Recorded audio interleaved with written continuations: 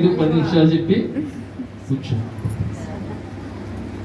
వెనకటికి ఒక సామెత ఉంది, నీకేంటయ్యా మాటలను తీగా చెప్తావు, భోజనం టయానికి మాత్రం మీ ఇంటికి వెళ్ళిపోమంటావు. సామెత వచ్చింది అందుకని, మాటలు తీపి మా ఇంటికాడ భోజనం తీపి మీ ఇంటికాడ. వాస్తవంగా అదే జరుగుతుంది, ఎందుకంటే మాకు ఇల్లు లేదు కాబట్టి ఇక్కడ మాటల వరకే పెడతాం. మీరు వెళ్ళి మీ గృహాలకు మీరు సిద్ధపరిచిన భోజనాలు చేయండి. తడవు చేయకుండా దేవుని వాక్య భాగాన్ని ఒకసారి మరలా స్మరణకు తెచ్చుకుందాం. చూడండి, ఆదికాండము 1వ అధ్యాయము 28వ వచనంలో దేవాది దేవుడు ఇలా మాట్లాడుతూ వస్తున్నాడు. చదవండి మాట ఒకసారి. దేవుడు వారిని ఆశీర్వదించెను. ఎట్లనగా మీరు ఫలించి అభివృద్ధి పొంది విస్తరించి భూమిని నిండించి దానిని లోపర్చుకొనుడి. సముద్రపు చేపలను ఆకాశ పక్షులను భూమి మీద ప్రాకు ప్రతి జీవిని ఏలుడని దేవుడు వారితో చెప్పెను. దేవునికి స్తోత్రం కలుగును. ఇక్కడ మొట్టమొదటి వచనములో అనగా 28వ వచనములోని మొదటి వాక్య భాగంలో రాయబడింది. నేను చెప్తాను దాన్ని కంప్లీట్ మెసేజ్. ఏంటది? పరిపూర్ణమైన సందేశం. ఏంటంట? దేవుడు వారిని ఆశీర్వదించాడు. దేవునికి స్తోత్రం కలుగును గాక. ఈ మధ్యలో ఎటువంటి గ్యాప్ లేదు. ఏమండి, ఈ మధ్యలో దేవునికి వారికి మధ్యలో ఏ గ్యాప్ లేదు. ఒకవేళ నీవు దూరదామన్నా దూరలేనంతటువంటి దగ్గరగా వారు ఉన్నారు. అందుకనే అక్కడ రాయబడింది, దేవుడు వారిని ఏం చేశాడంట? ఆశీర్వదించాడు. అక్కడ కండిషన్స్ లేవు, కట్టడలు విధులు లేవు, ఎటువంటి కాన్షన్స్ లేవు. అందరూ నా వైపు చూడండి. ఏమని చెప్తున్నాడు దేవుడు? దేవుడు వారిని ఆశీర్వదించను. ఎటువంటి సందేహం లేకుండా దేవుడు వాక్యము ఖరాఖండిగా చెప్పింది, దేవుడు వారిని ఆశీర్వదించను. ఈరోజు మన మూల వాక్యము ఇదైనప్పటికీ మన అంశం ఏంటి అంటే, ఇక్కడ రాయబడిన ఈ ఆశీర్వాదం ఎలాంటిదంటే, వారికి ఇవ్వబడిన ఆశీర్వాదం ఎలాంటిదంటే, ఆ 28వ వచనం చక్కగా నువ్వు అర్థం చేసుకొని చదవగలిగితే అది సామాన్యమైన ఆశీర్వాదము కాదు, అది సంపూర్ణమైన ఆశీర్వాదం. చప్పట్లు కొడుతూ దేవునిగా నామమున చెప్తుంటాడు. ఏం ఆశీర్వాదం అంటది? సామాన్యమైన ఆశీర్వాదం కాదు, అది అరాకొల ఆశీర్వాదం కాదు. నిన్ను ఆశీర్వదించిన వాడు, నిన్ను దీవించిన వాడు ఏదో నీకంటే ఒక మెట్టు పై స్థానంలో ఉన్నవాడికి మాత్రము కాదు. నిన్ను నన్ను ఆశీర్వదించిన వాడు ఎవరో తెలుసా? ఆయనకు ఒక పేరు ఉంది. ఆయన పేరేంటంట? ఇశ్రాయేలు దేవుడు. దేవునికి స్తోత్రం కలుగును గాక. ఎవరైనా ఇశ్రాయేలు అనే పదములకు అర్థము తెలుసా అండి? తెలుసా? తెలిస్తే చెప్పండి. పెనుగులాడేవాడు. ఇంకా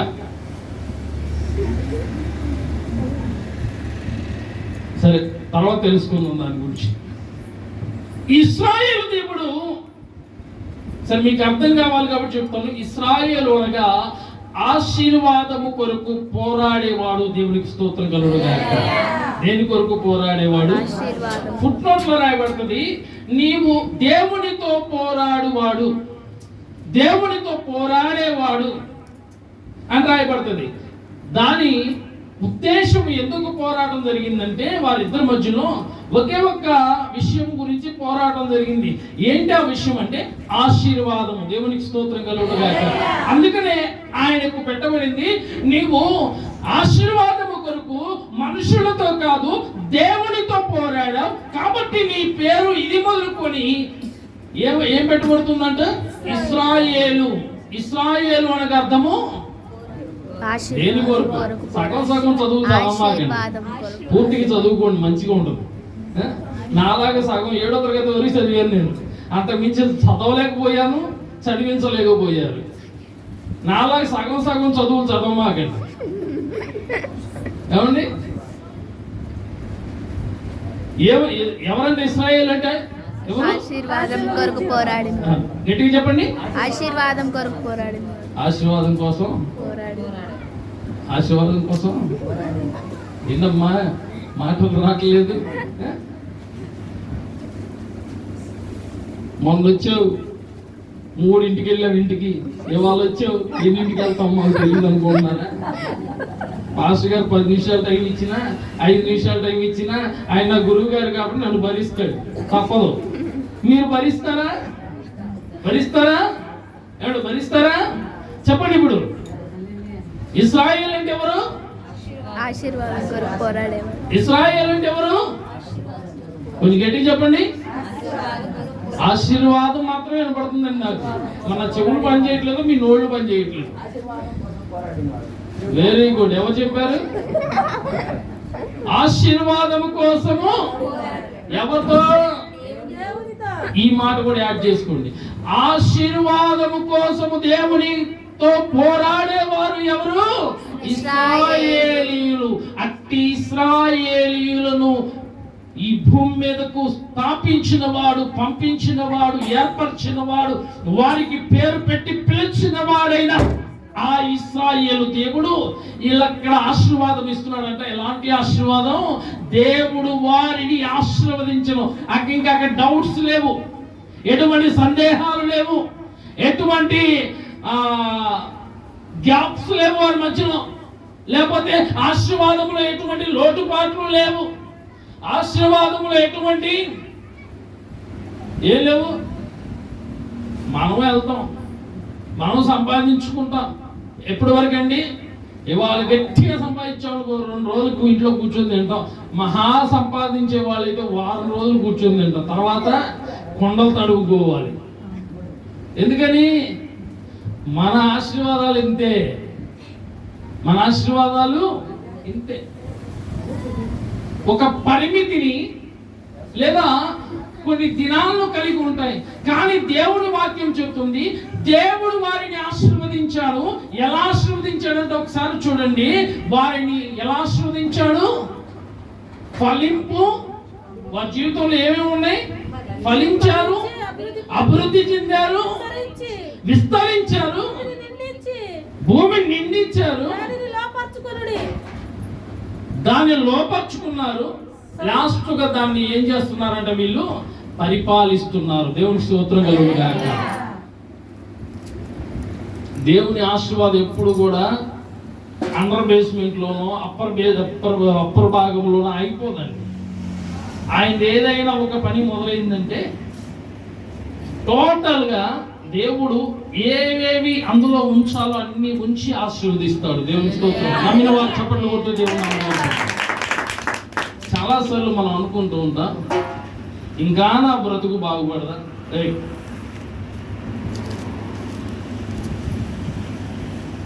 నా జీవితంలో ఆశీర్వాదము రాదా, నా బ్రతుకు ఇంతేనా, నా బ్రతుకులో దీవెనలు లేవా? దేవుని వాక్యం చెప్తుంది, నీ దేవుడు, నీవు ఆరాధిస్తున్న దేవుడు, నీవు సేవిస్తున్న దేవుడు, నీవు కలిగి ఉన్న దేవుడు సామాన్యమైన వాడు కాదు. ఎలాంటి వాడంటే ఆయన? ఎలాంటి వాడు? ఏమని రాయబడింది? ఆశీర్వదించేవాడు. దేవుని స్తోత్రం కలుగుగాక. నీ దేవుడు అప్పులు చేయమని చెప్పేవాడు కాదు, తెప్పలు పడమని నిన్ను ప్రోత్సహించేవాడు కాదు, నానా ఇబ్బందులు పడు అని చెప్పి నిన్ను లెక్కొట్టేవాడు కాదు, నా వల్ల కాదు అని నీ దగ్గర నుంచి ఎగ్గొట్టేవాడు కాదు. ఎవరిని దేవుడు? ఎవరైనా ఆశీర్వాదం ఇచ్చేవాడు. అది ఎలాంటి ఆశీర్వాదం అంట? ఎలాంటి ఆశీర్వాదం? ఈ నినాంశం చెప్పాను, మీరు మర్చిపోయారు. మీకు చాలా మంది వరకు నాకంటే ఎక్కువ ఉన్నట్టుంది మీకు. ఏమండి? ఎలాంటి ఆశీర్వాదం ఉంటుంది? సంపూర్ణమైన ఆశీర్వాదము. దేవునికి స్తోత్రం కలుగుగాక. The completed blessings. ఇక దాంట్లో ఎటువంటి కొరత లేదు, కొరత లేని ఆశీర్వాదము దేవుడిచ్చేవాడు. దేవునికి స్తోత్రం కలుగుగాక. మరి 2026 సంవత్సరంలో దేవుని సన్నిధిలో అడిగిడుతున్న మనము అట్టి ఆశీర్వాదాన్ని మన జీవితంలో మనం స్వాస్థ్యం లేదా మన స్వాస్థ్యంగా దాన్ని చేసుకోవాలంటే, మన జీవితాలు దాన్ని పరిపూర్ణంగా అనుభవించాలంటే, మన జీవితాల్లో మన కుటుంబాల్లో అట్టి ఆశీర్వాదమును మనం రుచి చూడాలంటే మనం చేయవలసిన విధానాలు ఏంటి, విధులేంటి? ద్వితీయోపదేశ కాలంలో అయ్యగారు మాట్లాడుతూ చెప్పారు, నీకు కీర్తి ఘనత పేరు కలిగజేస్తాను. దానికి 2 ఆజ్ఞలు పెట్టాడు దేవుడు. కీర్తి ఘనత పేరు, ఈ మూడింటి కలిపి 2 ఆజ్ఞలు పెట్టాడు. ఏంటంటే ఆయన కట్టడలు, ఆయన విధులు. మరి ఇంత పరిపూర్ణమైన సంపూర్ణమైన దేవుని ఆశీర్వాదం నీ జీవితంలోకి రావాలంటే ఇంకెన్ని విధులు విధానాలు ఉన్నాయో ఒకసారి చూద్దాం. ఇది వినడానికి బాగుంది, దీనికి కండిషన్స్ లేవు, దీనికి షరతులు లేవు, దేవుడు వారిని పుట్టించడమే ఆశీర్వాదకరంగా పుట్టించాడు అని. కానీ ఆశీర్వాదాన్ని కోల్పోయిన మానవుడు తిరిగి దాన్ని సంపాదించుకోవాలంటే చాలా ప్రయాసపడాలి, చాలా ప్రయాసపడాలి. బైబిల్ గ్రంథంలోంచి 3 జీవితాలు క్లుప్తంగా చిన్న కొంచెం కొంచెంగా చెప్తాను. ఎంతెంత మనం అన్నం ఎక్కువైపోయిందమ్మా నేను తినలేదంటే కొంచెం పెట్టుకోయ్యా, ఇంకొంచెం పెట్టుకో, మా అయ్య గారు కొంచెం పెట్టుకో, ఇలా చెప్తారు కదా. అట్లా నేను కొంచెం కొంచెంగా పెడతానికి ప్రయత్నం చేస్తాను, ఎందుకంటే నాకు కొంచెం కొంచెం పెడతాం అలవాట్లేదు. చూడండి ఒకసారి ఆదికాండం 12వ అధ్యాయము 1వ వచనం నుండి 4 వచనాలు. యెహోవా నీవు లేచి, యెహోవా లేవాలా, ఎవరు లేగల? యెహోవా మాట్లాడుతున్నాడు. ఎవరితో? గట్టి చెప్పండి. అబ్రహాం లేడు అక్కడ. ఎవరున్నారు? అబ్రహాం ఉన్నాడు. దేవుని స్తోత్రం కలుగును గాక. ఎవరున్నారు ఇక్కడ? అబ్రహాం. ఈ పేరేంటంటే చాలా మంది అబ్రహాము అని పేరు పెట్టుకుంటారు. ఎలా నీ పేరేంటంటే? నా పేరా అబ్రహాం. ఏం పేరు? ఆశీర్వాదకరమైన పేరు పెట్టుకొని పురాతనమైన పేరు చెప్పుకుంటారు, అబ్రహాం. నీ పేరేంటి? అబ్రహాము. నిన్ను దేవుడు పిలుస్తున్నాడు. ఏమనంటే నీవు లేచి ఏం చేయాలంట? నీ దేశము నుండి, నీ బంధువుల యొద్ద నుండి, నీ తండ్రి ఇంట నుండి బయలుదేరి నేను నీకు చూపించు దేశమునకు వెళ్ళుము.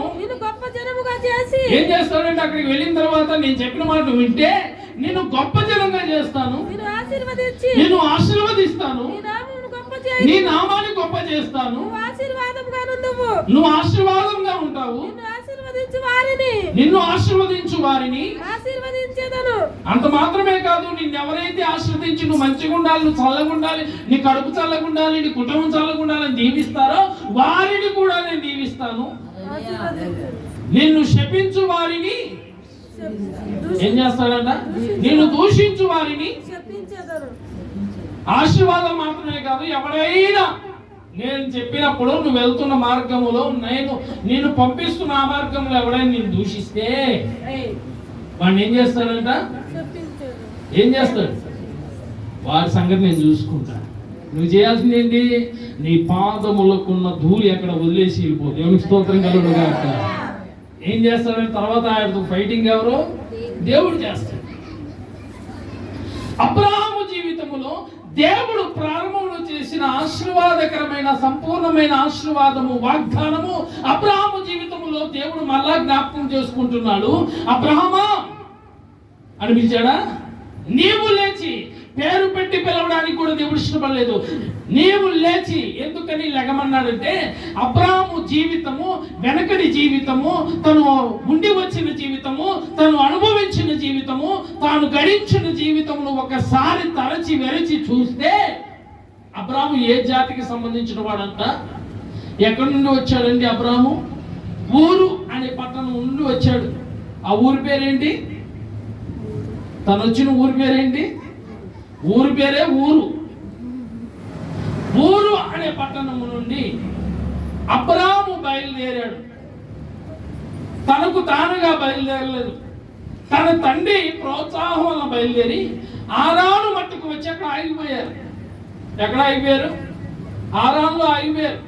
ఆరాల్లో ఆగిపోయిన తర్వాత ఈ పురికొలిపి ప్రోత్సహించి నడిపించి ముందుకు తీసుకొచ్చినటువంటి ఈ అబ్రాహాముని ఎవరైతే ప్రోత్సహించి నడిపించారో ఆ తండ్రి గారు ఏమయ్యారు, కాస్త అక్కడికి వచ్చేసారు, 2 కాళ్ళు బకెట్ దండేశారు. ఏం చేశారు అనగా ఆయన చనిపోయారు, ఈ లోకాన్ని విడిచిపెట్టి వెళ్ళిపోయాడు. ఇప్పుడు అబ్రాహాముకు దిక్కు తోచడం లేదు, ఎటు వెళ్ళాలి, ఏం చేయాలి. తనకు తెలిసిన పద్ధతులు ఏంటి, తన పితరులు లేదా తన దేశ ఆచారాలు, తమ దేశంలో వారు పాల్గొంటున్న సంస్కృతి సాంప్రదాయాలు ఏవైతే ఉన్నాయో అవి బాగా తెలుసు. వాటిని జ్ఞాపకం చేసుకున్నాడు, వాటిని చేసుకుంటూ వెళ్తున్నాడు.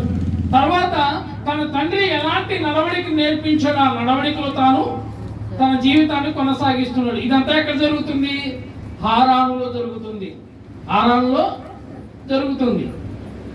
ఏంటి వారి ఆచారాలు విధి విధానాలు అంటే, ఊరు అనే పట్టణము అది ఎక్కడుందంట, కల్దీయుల ప్రాంతము. ఎవరి ప్రాంతం అది, కల్దీయులు నివసించు ప్రాంతం. ఆ కల్దీయులకు ఒక ఆచారం ఉండేది. ఏంటి ఆచారం అంటే, ఎవరికి నచ్చిన దేవుడు వారు తయారు చేసుకోవడం, వారికి నచ్చిన దేవుణ్ణి వారు ఆరాధించుకుంటూ వెళ్ళిపోవడం. ఒక విధంగా చెప్పాలంటే వీళ్ళందరూ కూడా బొమ్మలు చేసేవారు, విగ్రహాలు తయారు చేసేవారు. విగ్రహాలు తయారు చేయడం వీరు వృత్తిగా చేసుకొని కొనసాగిపోతున్నటువంటి వారు. ఆ విగ్రహాల్లో తమ దేవుని వెతుక్కుంటూ ఉన్నారు. ఆ విగ్రహాల్లో దేవుని వెతుక్కుంటూ వీరు ఒక్క దేవుడు కాదంట, వీరికి బహుళ దేవత ఆరాధన కలిగి ఉన్నారు. దేవునికి స్తోత్రం కలుగుగాక. ఎలాంటి ఆచారాల్లో ఉన్నాడు అబ్రాహాము?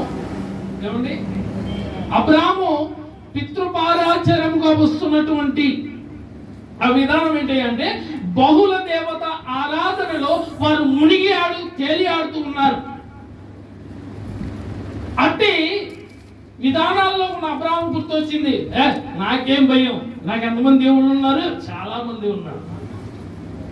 ఇక్కడ ఆరాధనలోకి వచ్చేసరికి కళ్ళ ముందు కనిపించే దేవుడు వెళ్ళిపోయాడు. ఎవరా? వాళ్ళ నాన్నగారు. కళ్ళ ముందు కనిపించే వాళ్ళ నాన్నగారు వెళ్ళిపోయారు. వెళ్ళిపోయిన తర్వాత ఈయనకి కంటి ముందు దేవుడు లేడు. ఎవరున్నారు? కంటికి కనిపించని తన దేవుళ్ళు. ఎవరు? బహుళ దేవత విగ్రహాలు తను గుర్తొచ్చాయి. వాటన్నిటిని జ్ఞాపకం చేసుకుంటాడు. అయ్యా, ఆ మూలలో ఉన్న బొమ్మ, ఈ మూలలో ఉన్నదానా, ఆ మూలలో ఉన్నోడా నన్ను ఆశీర్వదించు. ఏం చేయాలో అర్థం కాని పరిస్థితి. ఎటు నుండి సహాయం వస్తుందో తెలియదు, ఎటువంటి దీవెన వస్తుందో తెలియదు, ఎటువంటి తన బ్రతుకు మారుతుందో తెలియదు. తన జీవితంలో ఏం చేయాలో ఎప్పుడు నిర్ణయం తనకు తానుగా తీసుకోలేదు. కారణం, ఇంతకాలం తన తండ్రి నడిపించాడు. ఇంతకాలం తన తండ్రి గైడెన్స్ లో తను ఎదుగుతూ వచ్చాడు. తన తండ్రి ఆదేశాల ప్రకారం జీవిస్తూ వచ్చాడు, కానీ ఒంటరిగా జీవితాన్ని ఎలా జయించాలో నేర్చుకోలేదు. ఏం తెలియని పరిస్థితుల్లో అబ్రాహాము ఉన్నప్పుడు అబ్రహాము జీవితాన్ని చూసిన దేవుడు, అబ్రాహాము జీవితమును చూసిన దేవుడు పరలోకమందు ఊరికే ఉండక ఆయనతో మాట్లాడటం మొదలుపెట్టాడు. అబ్రాహాం, నీవు లేచి ఏం చేయాలి, నీవున్న స్థితి నుండి నువ్వేం చేయాలి, లేచి నిలబడు. అది ఏ స్థితి అయినా ముందు అక్కడి నుంచి లే. నీకున్న దరిద్రాలు చాలు, నీ బ్రతుకు పడుతున్న అవస్థ చాలు, నీ జీవితంలో అనుభవిస్తున్న దుఃఖము చాలు. ఏమి చేయాలో, ఎటు వెళ్ళాలో, ఎటువైపు ప్రయాణం చేయాలో తెలియక నీ జీవితంలో నానా విధములైన అగచాట్ల పడుతున్న నీవు ఇక అవన్నిటిని వదిలిపెట్టి ఏం చేయాలట, నువ్వు లే. ఎక్కడి నుంచి లేగాలి? ఎక్కడి నుంచి లేగాలి? నీ దేశము నుండి, నీ బంధువుల ఎదురు నుండి. ఇప్పుడు దాకా జ్ఞాపకం చేసుకున్నావు కదా, నా దేశ ఆచారాలు, నా పితృపారంపర్య ఆచారాలు, లేకపోతే అయ్యి ఉన్నాయి ఈ ఉన్నాయి చెప్పుకున్నావు కదా, అన్నిటిని ఏం చేయాలంటే నువ్వు ఒక్కసారిగా ఏం చేయాలి? ఏం చేయాలండి? గట్టిగా హత్తుకో, వాటిని మోడ చుట్టుకో, వెనక భుజాన్ని వేసుకో, పరిగెత్తు. దేవునికి స్తోత్రం కలుగుగాక. ఏం చేయాలి? గట్టిగా హత్తుకోవాలి, పట్టుకోవాలి, ఎత్తుకోవాలి, పరిగెత్తాలి. దేవునికి స్తోత్రం కలుగుగాక. దేవుడు అదే చెప్పాడా? ఏం చెప్పాడండి? నీ దేశము నుండి, నీ బంధువుల యొద్ద నుండి, నీ తండ్రి ఇంట నుండి బయలుదేరి ఆ, నేను నీకు చూపించు దేశములకు వెళ్ళుము. ఆ, నిన్ను గొప్ప జనముగా చేసి ఆ, నిన్ను ఆశీర్వదించి ఆ. నీ నామమును గొప్ప చేయుదును. ఆ, నువ్వు ఆశీర్వాదముగా నుండువు. ఆ, నిన్ను ఆశీర్వదించు వారిని ఆ, ఆశీర్వదించేదను, ఆ, నిన్ను దూషించు వారిని ఆ. శపించేదను. చాలండి. ఏం చేయాలంట? వీటన్నిటిని ఏం చేయాలి? ఎక్కడ మూట ముళ్ళు అన్ని అక్కడ ఏం చేయాలి? నువ్వు సర్దుకోమని ప్యాక్ చేసుకోమని దేవుడు చెప్పట్లేదు.